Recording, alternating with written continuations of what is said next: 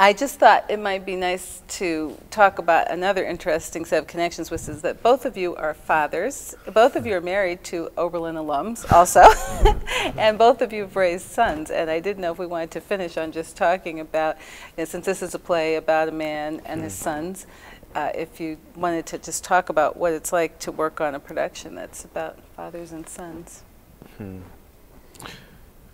Well, that's one of the attractions to the play for me as well, is this relationship between fathers and sons. And Avery and I have talked about it several times at length, how at one level, you know, that's the central relationship in the play, is this relationship between Willie and Biff, and how, you know, for me in my thinking, how little we get to explore a relationship between a black man and and his son. You know, a lot of times, you know, there's rather we explore the absence of the void that is there.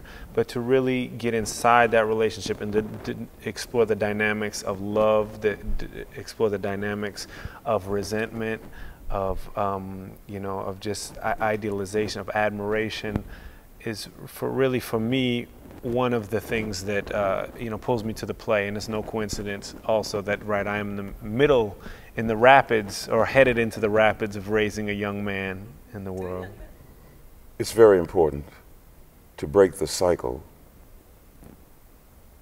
of silence between fathers and sons. That's part of our history.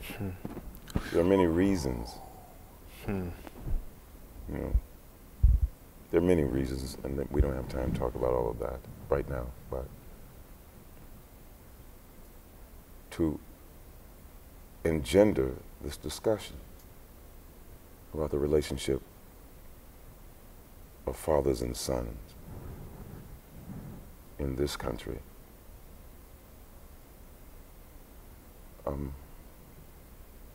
Generationally, you see, there was a time where that discussion, for the multiplicity of reasons, including the dissolution of the nuclear family, you know, and the circumstances of racism and all of that stuff that didn't allow that to be,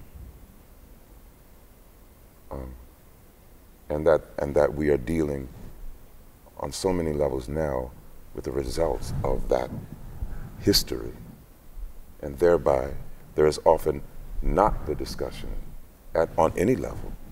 Of course, that is changing now because you know, not exclusively, but people like Kevin Powell and all the, you know, younger men, you know, taking more responsibility. I mean, the discussion about men taking responsibility is a part of breaking the silence of what we need to address as fathers, and even as a result of whatever happened to us on the other side as sons. And so that this obviously explores a very, very painful, if you will, yet necessary discussion, which becomes a point of departure of what we must do and what we must not do. That seems like a nice place to bring this to a conclusion.